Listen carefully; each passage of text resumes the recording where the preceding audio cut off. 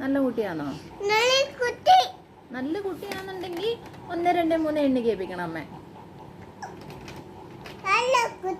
നല്ല കുട്ടിയാണെങ്കിൽ 1 2 3 എണ്ണി കേൾപ്പിക്കണം. ഒന്ന് എണ്ണിയാട്ടെ. ആ 1 അമ്മേ 1 ആ ആ